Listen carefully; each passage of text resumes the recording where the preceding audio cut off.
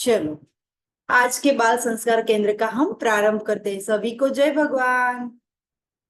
सभी का इस संस्कार केंद्र में बहुत बहुत स्वागत है। हम करेंगे प्रार्थना, ठीक है। गुरुर्ब्रह्मा गुरुर्विष्णु गुरुर्देवो महेश्वरः गुरुर्साक्षात् परब्रह्मा तस्मै श्री गुरवे नमः। तस्मै श्री गुरवे नमः। तस्मै श्री गुरवे नमः। सभी को ओम प्रणाम। जय भगवान। जय भगवान। खुशी दीदी, ध्रुमी दीदी, वृष्टि दीदी और श्रीजा दीदी, आप सभी का बहुत बहुत स्वागत है। चलिए, आज आप में से कोई भी एक श्लोक, जो भी श्लोक आपने याद किया है वो श्लोक आपको आज सुनाना है, ठीक है। चलिए, पहले कौन बोलेगा? खुशी दीदी, ध्रुमी दीदी। ओके, चलिए अपने आप को अनम्यूट कीजिए और जो भी श्लोक आपको आता है उसके बारे में बताइए और फिर उसको सुनाइए। आज हम दोनों भगवत गीता से एक श्लोक का पठन करेंगे। यत्र योगीश्वर कृष्ण यत्र पार्थो धनुर्धर तत्र श्री विजयो भूति ध्रुवानीतिर्मतिर्मम ध्रुवानीतिर्मतिर्मम। बहुत बढ़िया, बहुत अच्छा ध्रुमी दीदी और खुशी दीदी, आपने बहुत अच्छे से श्रीमद् भगवद गीता जी के श्लोक का चैंटिंग किया है ना, बहुत अच्छे से गान किया है। चलिए, उसके बाद नेक्स्ट बारी है वृष्टि दीदी की। वृष्टि दीदी, आप अनम्यूट हो जाइए और आपको जो भी श्लोक तैयार किया है आपने, वो आपको यहाँ पे गाना है जी। मैं भगवत गीता का श्लोक गा रही हूँ। युक्ताहार विहारस्य युक्तचेष्टा च कर्मसु युक्तस्वप्नावबोधस्य योगो भवति दुःखः। हाँ, बहुत बढ़िया, धीरे धीरे से, आहिस्ता आहिस्ता से, ठीक है। बहुत अच्छे से आपने इसका चैंटिंग किया है ना। ऐसे ही आपको आ गया, बहुत अच्छे से आपने गाया है। धीरे धीरे से गाना है, ओके, बहुत अच्छे से गाया आपने। चलिए, नेक्स्ट श्रीजा दीदी की बारी है। श्रीजा दीदी, चलिए आप भी कुछ सुनाइए हमें। एक मुद्दा आता है। हाँ बेटा, आपको जो भी आता है आपको सुनाना है, कोई भी एक श्लोक। ओम भगवता तत्सदितु अने नमः भर्गो देवासदि जी लेना पतो देया। जी, ये आपने क्या गाया? गायत्री मंत्र गाया। क्या गाया बेटा श्रीजा दीदी? गायत्री मंत्र। जी, बहुत अच्छा। श्रीजा दीदी ने भी बहुत अच्छे से गायत्री मंत्र गाया है ना। तो खुशी दीदी, ध्रुमी दीदी, वृष्टि दीदी और श्रीजा दीदी, आप सभी ने बहुत अच्छे से श्लोक का पठन किया है ना। चलिए, अभी हम आगे बढ़ेंगे हमारे आज के बाल संस्कार केंद्र में, ठीक है। तो आज हम एक स्टोरी लेंगे, सुनेंगे। कौन कौन सुनेगा? अच्छा, चलिए तैयार हो? ओके, तो हमारी आज की स्टोरी है, उसका नाम है वरदान, ठीक है। क्या है? वरदान। जैसे हम किसी भगवान के पास जाते हैं, हमसे जो बड़े होते हैं उनसे कुछ मांग लेते हैं, है ना। तो वैसे ही इस स्टोरी का नाम है वरदान। तो एक छोटा सा गांव था। उस गांव में 3 भाई रहते थे। तो जब वो बहुत छोटे थे तो उनके माता पिता गुजर गए, तो 3 भाई अकेले पड़ गए। तो छोटे से गांव में रहते थे, तो वो अपनी जिंदगी गुजार रहे थे, पर धीरे धीरे धीरे करके वो थोड़े थोड़े से बड़े होने लगे। तो जब वो बड़े होते हैं, यानी कि जब युवा होते हैं, तो उनके गांव में एक साधु महात्मा आते हैं। तो वो जो साधु महात्मा है, वो एक एक करके वो तीनों भाई से मिलते हैं। तो सबसे पहले 3 भाई थे, तो उसमें जो सबसे बड़ा भाई था उनसे पहले मिलते हैं। तो उनसे मिलते हैं और उनको बोलते हैं कि मुझे बहुत भूख लगी। क्या लगा है? बहुत भूख लगी है। तो वो बोलते हैं ठीक है, कोई बात नहीं। तो उनके पास बहुत सारे आम थे। क्या था? बहुत सारे आम। अभी अभी हमारी आम की सीजन जो है ना, मैंगो, है ना, उसकी सीजन खत्म हो रही है ना। तो उनके पास बहुत सारे आम थे। तो उन्होंने सोचा, जो साधु संत जो है महात्मा जी, उनको भूख लगी है तो मैं उनको ये जो आम है उसको अच्छे से साफ करके धो के उनको देता हूँ। वो उनको ग्रहण करेंगे और उनकी भूख जो है वो संतुष्ट हो जाएगी। तो उनको वो आम देते हैं। तो साधु जी जो होते हैं महात्मा जी, वो तो अच्छे से आम को खाते हैं तो उनको तृप्ति मिलती है। तो वो क्या करते हैं, उनको आशीर्वाद देते हैं, आशीर्वाद के रूप में वरदान देते हैं और पूछते हैं, बोलो बड़े भाई आपको क्या चाहिए। जो सबसे बड़ा भाई होता है ना, उसको पूछते हैं आपको क्या चाहिए वरदान में। तो जो बड़ा भाई होता है वो ऐसे बोलता है, मुझे बहुत सारी गाय चाहिए, गाय और भैंस चाहिए, तो आप मुझे बहुत सारी गाय और भैंस दीजिए। तो वो आशीर्वाद देते हैं, तथास्तु। तो उनके जहाँ पे वो खड़े थे उससे थोड़े ही पास में बहुत सारी गाय और भैंस वहां पे प्रकट हो जाती है। तो वो बड़ा जो भाई था वो तो खुश हो जाता है कि मुझे तो महात्मा जी ने आशीर्वाद दिए और वरदान के रूप में गाय और भैंस दे दी। तो वो तो आनंद विभोर हो जाता है। फिर वहां से संत जो होते हैं, जो महात्मा जी होते हैं, वो वहां से आगे निकलते हैं और थोड़े दूर जाते हैं। फिर उसका जो बीच वाला जो भाई होता है, 3 भाइयों में से जो बीच वाला होता है, वो बीच वाला भाई है, उसके पास जाते हैं महात्मा जी।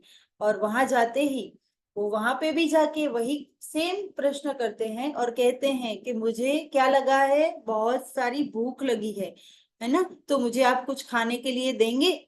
तो बड़ा भाई ने तो दे दिया, अभी आ गए बीच वाले भाई। तो बीच वाले भाई को पूछते हैं तो वो बोलते हैं कोई बात नहीं, मेरे पास आम है, आप क्या उसको प्रसाद के रूप में ग्रहण करेंगे। तो वो क्या बोलते हैं, हाँ मैं भी इसको ग्रहण करूंगा। तो वो भी अच्छे से उनको आम देते हैं। और जो संत महात्मा जी थे वो उस आम को क्या कर लेते हैं, ग्रहण करते हैं। और वो तृप्त होते ही क्या करते हैं, उनको भी आशीष देते हैं। और उनको आशीष देते हैं तो क्या कहते हैं कि आपको एक वर मांगना है मुझसे, तो आप जो भी वर चाहते हो वो मुझसे मांग लीजिए। तो वो क्या बोलते हैं, जो बीच वाला भाई है वो बोलता है कि मेरे पास जो हिस्से में जमीन आई है, वो जमीन तो है लेकिन वो बंजर है। बंजर मतलब क्या होता है, जहाँ पे हम कुछ भी पका नहीं सकते, किसी चीज का उत्पादन नहीं कर सकते। यानी वहां पे कुछ भी आप पेड़ लगाओ, पौधे लगाओ, कुछ भी धान वहां पे पकाने के लिए रखते हो, लेकिन वो आप उसको ग्रो नहीं हो सकता है उसका। तो ऐसी बंजर जमीन होती है, राइट। तो वो क्या करते हैं, उनको बोलते हैं महात्मा जी को कि आप मुझे ऐसा वर दीजिए कि जो मेरी जमीन है जो बंजर है वहां पे बहुत हरियाली ही हरियाली हो जाए और मेरे सारे खेत हरे भरे हो जाए। ऐसा उनसे वर मांगते हैं। तो तुरंत ही महात्मा जी तो कैसे होते हैं, संत महात्मा बहुत ही मतलब बहुत फीलिंग्स वाले होते हैं, यानी भाव विभोर हो जाते हैं। और कभी भी कोई भी व्यक्ति उनसे कुछ मांगता है तो कभी मना नहीं करते हैं, है ना। तो ऐसे होते हैं हमारे संत महात्मा। तो वो भी उनको भी वरदान देते हैं और बोलते हैं तथास्तु, आपकी जो जमीन है बंजर वो भी क्या हो जाए, हरियाली हरियाली हो जाए, है ना। आपके खेत भी हरे भरे हो जाए, धन धान से भरपूर हो जाओ आप, उनको वर देते हैं। फिर महात्मा जी वहां से भी आगे निकलते हैं और वहां से आगे जाते ही फिर कौन आएगा, कौन से नंबर के भाई आएंगे, कौन बताएगा। छोटे चौथे तीसरे कैसे नंबर होते के। हैं, तीसरे नंबर के, यस वेरी। तीसरे नंबर के भाई आएंगे, यानी कि सबसे छोटे वाले। तो सबसे छोटे भाई यानी तीसरे नंबर के भाई के पास महात्मा जी पहुंचते हैं और क्या करते हैं, उनके यहाँ पे भी जाके बोलते हैं कि मुझे बहुत भूख लगी है, आप मुझे कुछ खाने के लिए दीजिए। तो छोटे भाई भी उनको बहुत अच्छे से, वो तो सारे आम को धोते हैं, साफ करते हैं, उनके पास भी आम ही थे। तो उन्होंने भी उनको आम दिए, बहुत अच्छे से साफ किए, काट के अच्छे से सजा के उनको दिए, उनकी बहुत आगता स्वागता की कि हाँ हाँ जी आप आइए हमारे घर पर, है ना। ऐसे करके उनको आम दिए। तो वो उनसे भी खुश हो जाते हैं, उनको भी बोलते हैं कि बताइए आपको क्या चाहिए, मैं आपको एक वर दूंगा। तो छोटा जो सबसे छोटा भाई होता है वो बोलता है, मुझे एक सुशील, सुंदर और संस्कारी पत्नी चाहिए, जो हर हर समय मेरे साथ रहे, मेरे जीवन में हर पल मैं कुछ भी गलत ना करूं, अच्छे कार्य करूं, ऐसा मुझे साथ दे, ऐसी संस्कारी पत्नी चाहिए। तो आप मुझे ऐसा वर दीजिए कि मेरी ये इच्छा पूर्ण हो। ऐसे करते हैं तो तब महात्मा जी उनको क्या कहते हैं, अच्छे से आशीर्वाद देते हैं और उनको भी बोलते हैं तथास्तु, तो उनकी भी इच्छा पूर्ण हो, ऐसा उनको भी वर दे देते हैं। फिर तो क्या होता है, महात्मा जी तो वो अपनी जो इच्छा थी वो पूर्ण कर ली, यानी उनको जो भूख लगी थी उनकी भूख भी संतुष्ट हो जाती है, वर देके वो भी वहां से भी निकल पड़ते हैं। तो वो अपनी जो जहाँ पे वो तपस्या करते होते हैं वो वहां पे वापस चले जाते हैं। फिर उसके बाद क्या होता है, तो ये जो तीनों भाई होते हैं वो तीनों भाई अपने जीवन में आनंद आनंद में रहने लगते हैं, है ना। एक को क्या मिल गया, एक को गाय भैंस मिल गई, दूसरे को हरियाली वाली जमीन मिल गई, यानी कि वो अपने खेत को जोने लगा। फिर क्या हुआ आगे, तीसरे वाले को अच्छी पत्नी मिल गई, तो सब अपने जीवन में आनंद में जी रहे थे। फिर हुआ थोड़े सालों के बाद वो महात्मा जी को याद आता है कि मैंने तीनों भाइयों को अच्छे से वर दिया, तो अभी वो क्या कर रहे हैं, चलो मैं उनको देखने जाता हूँ। तो फिर से वो वहां पे उसी गांव में वापस जाते हैं, लेकिन इस बार वो संत महात्मा बन के नहीं जाते, वो भिखारी के वेश में, भिक्षुक के वेश में वो वहां पे जाते हैं और अपना वेश चेंज करके, अपना रूप चेंज करके वो अब सबसे पहले बड़े भाई के यहाँ जाते हैं। तो वहां जाते हैं तो जितनी गाय और भैंस उन्होंने उनको वर में दी थी उससे तो कितने गुना बहुत ज्यादा, इतनी सारी वहां पे गाय भैंस हो जाती है और वो इतना सुखी हो जाता है कि मत पूछो, इतने सारी उसकी आमदनी बढ़ जाती है।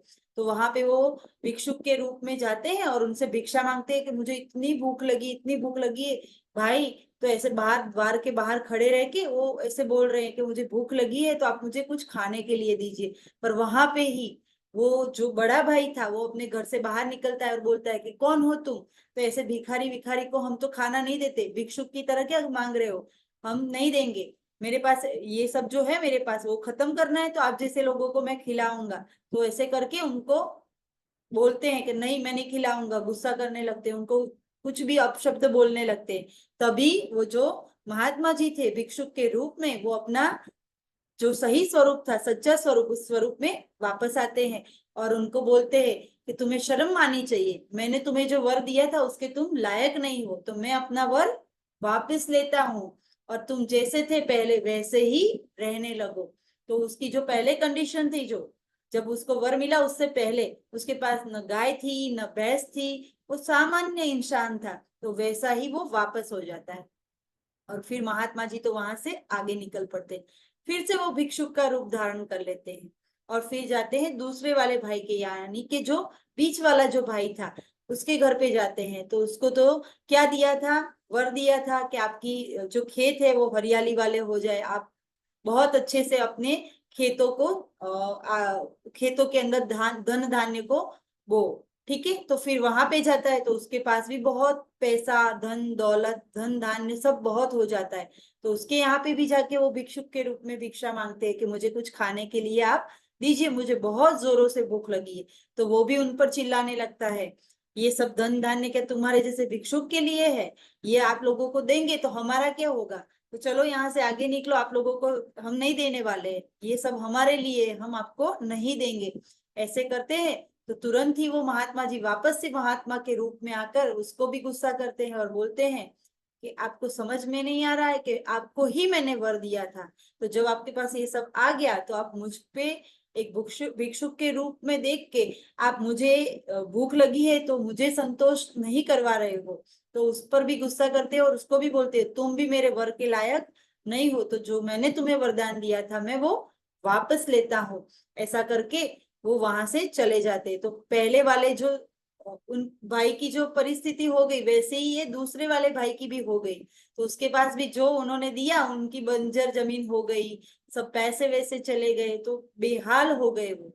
तो फिर वहां से आगे निकलकर महात्मा जी आगे जाते हैं और फिर से वो भिक्षुक का रूप लेकर तीसरे वाले यानी सबसे छोटे वाले भाई के घर पर जाते हैं।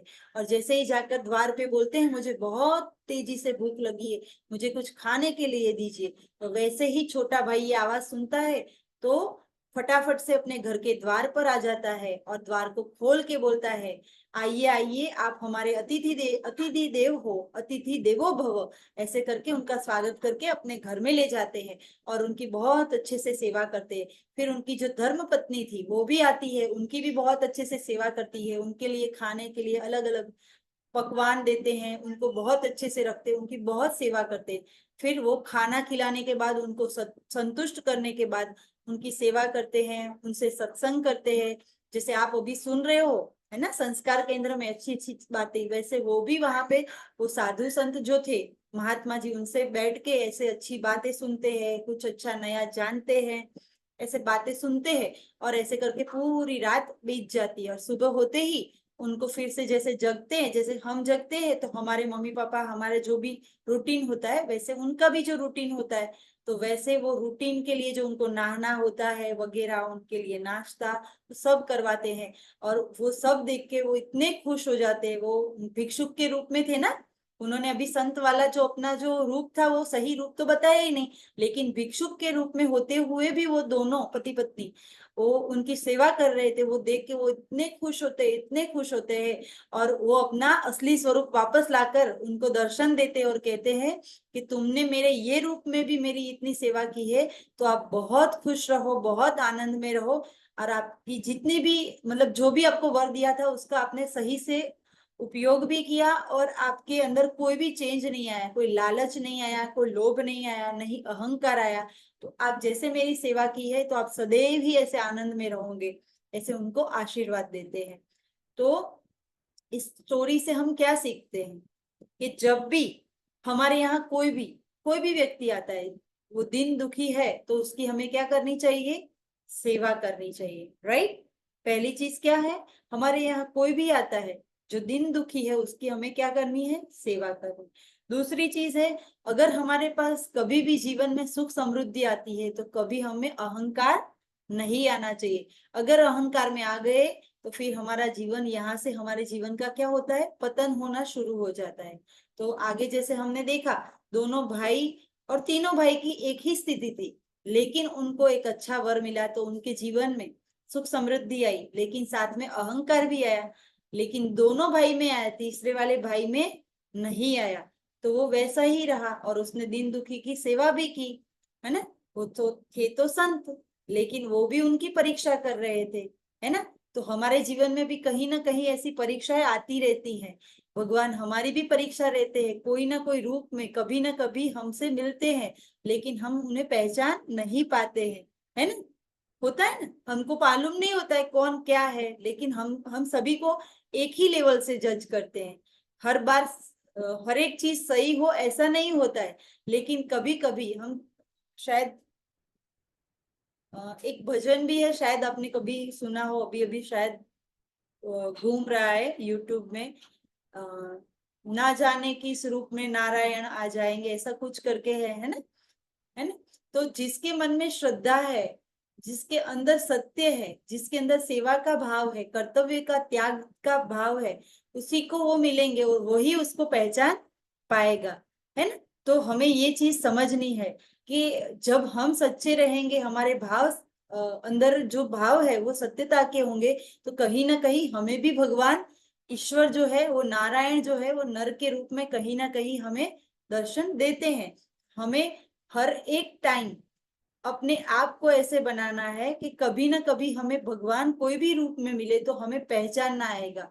लेकिन आपको मालूम है, सब बोलते हैं कि छोटा जो बच्चा होता है ना, उसके भीतर भगवान होते हैं, सब बोलते हैं ना, बच्चे में भगवान होता है, ऐसा बोलते हैं। तो क्यों बोलते हैं, क्योंकि जब बड़े हो जाते हैं, जैसे हमारी एज के हो जाते हैं, तो कहीं ना कहीं ईर्ष्या आ जाती है, कहीं ना कहीं अहंकार आता है, कहीं ना कहीं लोभ आता है, कहीं ना कहीं माया आती है, ये मेरा है, ये तेरा है। लेकिन जब छोटे छोटे बच्चे रहते हैं, जैसे श्रीजा दीदी है, खुशी दीदी है, ये सब छोटे हैं, जैसे छोटा भाई भी बैठा है वेदांशी दीदी के पास, तो ये सब जो होते हैं ना, हम थोड़े बड़े होते हैं, समझ में आने लगता है ना सब, तो कुछ ना कुछ अंदर भाव ऐसा रहता है, ये मेरा तेरा, लेकिन इनमें कुछ नहीं होता, एकदम निर्मल होते।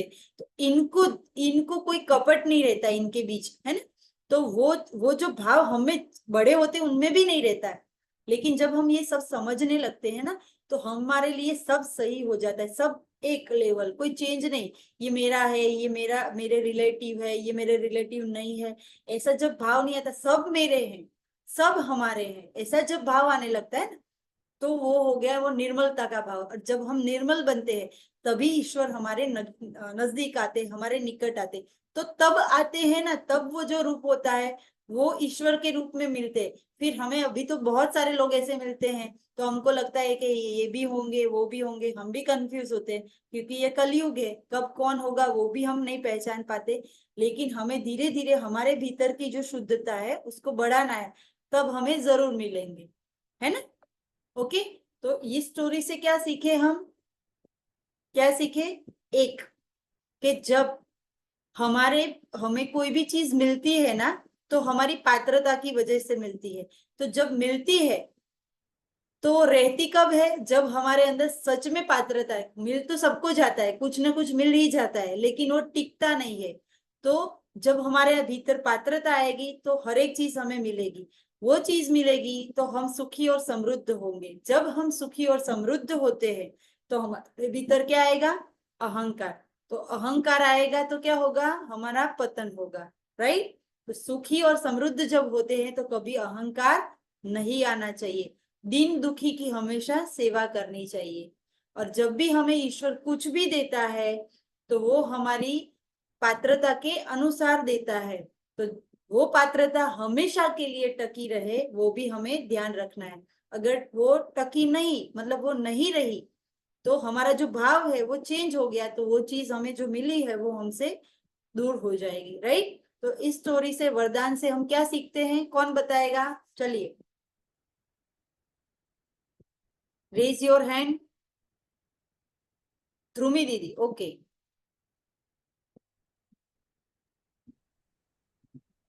ये एक तो ये सीखने मिलता है कि लालच बुरी बला है। लालच करे तो जो हमें चीज मिली मिली है, ईगो रखे लालच करे तो जो चीज मिली है वो भी चली जाती है। दूसरी मिलने की बात नहीं, मिली है वो भी चली जाती है। यस इसलिए ईगो नहीं रखना चाहिए, लालच नहीं करनी चाहिए। जी, जो मिला बहुत, उसमें खुश रहना चाहिए। यस जी, बहुत बढ़िया, बहुत अच्छे से समझाया आपने जी। वृष्टि दीदी, आप बताइए बेटा। आपकी आवाज नहीं आ रही है दिका, रुकिए रुकिए रुकिए। हाँ, अभी बोलिए। हमें जो भी चीज मिलती है हमें उसमें लोभ माया नहीं रखनी चाहिए, हमें सबकी मदद करनी चाहिए। जी, बहुत बढ़िया जी।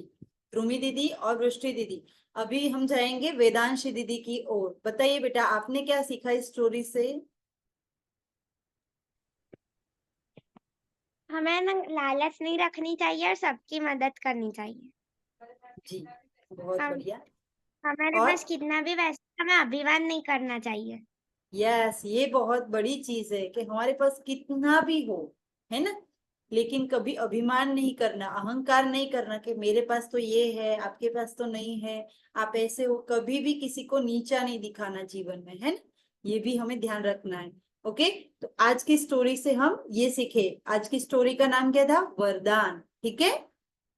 ओके जी, बहुत बढ़िया। अब हम करेंगे शांति पाठ। शांति पाठ के लिए सभी तैयार? मैं शेयर करती हूँ आपके साथ शांति पाठ।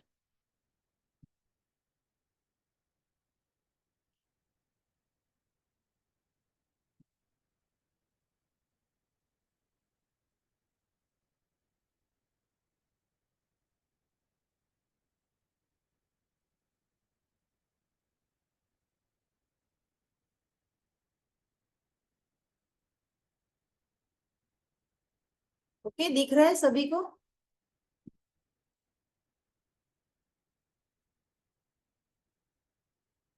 ओके, दिख रहा है ना? ओके, चलिए। इसमें से देख के आपको भी चेंटिंग करना है, ठीक है। ॐ सर्वे भवन्तु सुखिनः,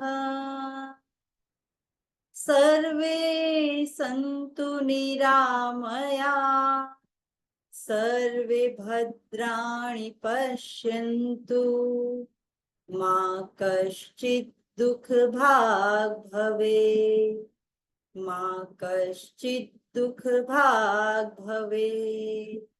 ओम शांति शांति शांति। सभी को ओम प्रणाम, जय भगवान। ओम प्रणाम, जय भगवान। जय भगवान। जय भगवान, जय भगवान जय बेटा, भगवान। जय भगवान। जय भगवान। जय भगवान। जय भगवान खुशी दीदी, जय भगवान दीदी। जय भगवान श्रीजा दीदी,